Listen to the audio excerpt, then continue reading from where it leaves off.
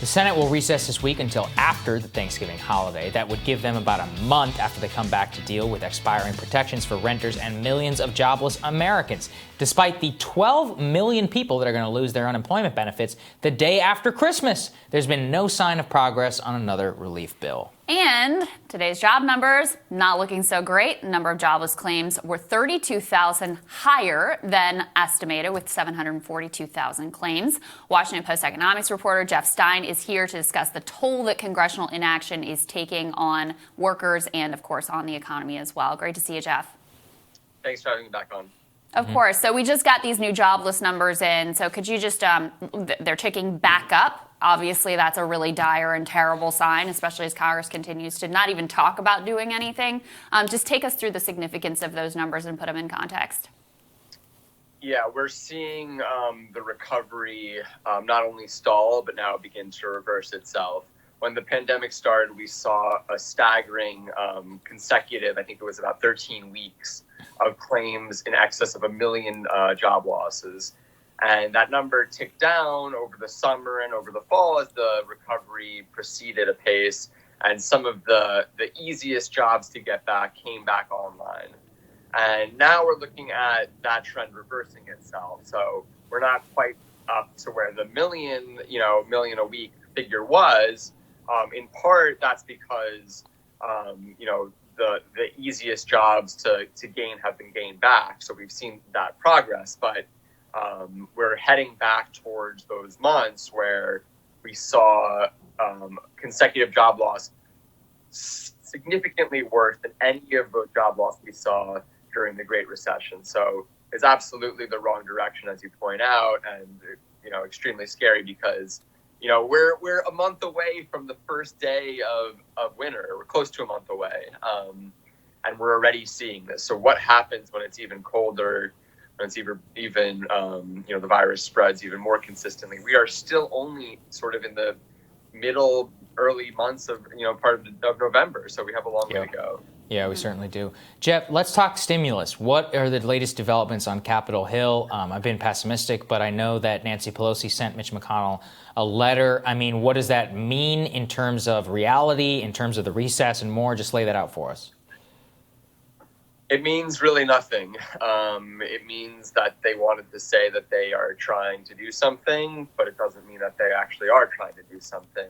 Just to give you a sense of how dire things are in terms of Capitol Hill stimulus negotiations, there's been no conversations that I have been able to pick up on, at least. And then my sources say there's no talking really happening at the principal level or really even at the staff level.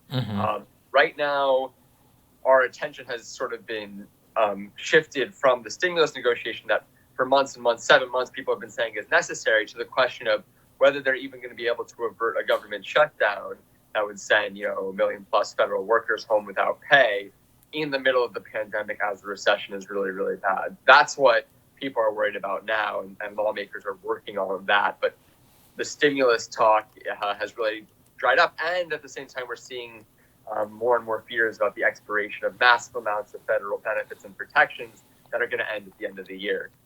Can you lay that piece out, Jeff? We're facing really a lot of people a just complete financial cliff and potential oblivion. What are the measures that expire and what will the consequences be? And yeah, apologies to repeat viewers if this is redundant with what they've heard already from me, but I think it's worth, continuing to talk about this because among the things that will expire are federal eviction moratorium, but 30 million people who say they're at risk of being evicted, protections for student borrowers that froze interest rates, those are going to go back up. There are several separate unemployment programs, 12 million gig workers, as you mentioned, who did not qualify for traditional unemployment benefits. That program is going to end the day after Christmas, 12 million families at risk of losing their pandemic benefits right after Christmas.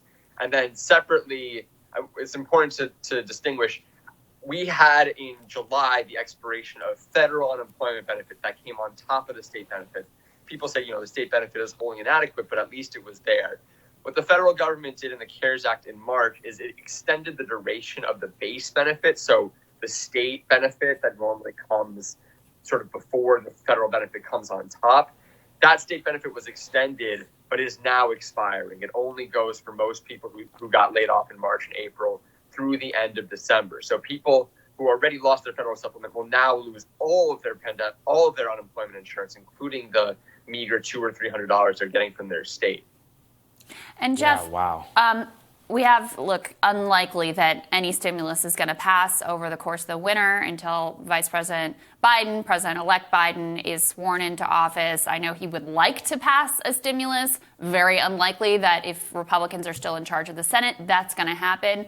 What sort of measures could be possible just through executive action once Biden is in office? That's a really good question. And I think, through my reporting, we found out that Trump had tried very hard to figure out if they could send stimulus checks without Congress. And they had the money lying around to be able to afford it. But the lawyers at the Treasury Department said, you really can't do this. And Trump, there's a lot of talk about how he's bent the budget rules, and he really has. But there were some things he wasn't willing to do or wasn't able to do. And that's one of them. Could the Biden people try to reignite those discussions? I don't know. I've heard a lot about whether the airlines could be helped by an executive order. There's a new report out by former staffers for AOC outlining from the left a number of measures, including whether the Fed can extend very low interest loans to distressed industries with some of the money that they have on the sidelines. I think we could see something along those lines, something for the airlines. But really, unless Biden is willing to go and basically break the law, there's not that much they can do for the economy on their own in terms of unemployment benefits, stimulus checks. Those are going to be a lot harder. I mean, maybe there will be some legal interpretations that I don't know or don't understand, but the vast majority, it's very unlikely to be accomplished under executive order.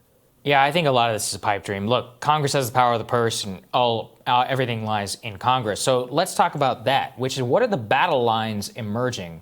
I mean, if Georgia goes Republican, how do you think that that's going to affect the negotiations on Capitol Hill with a new president? There's going to be some political capital, but are they going to use it all on a stimulus? What do you think?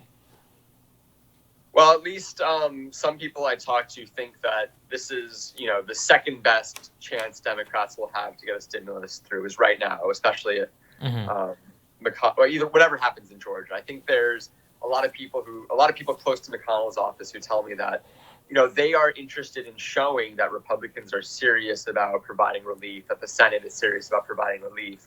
And for them to allow those two Republican senators in Georgia up for re-election to say that they secured passage of relief bill is a political boon.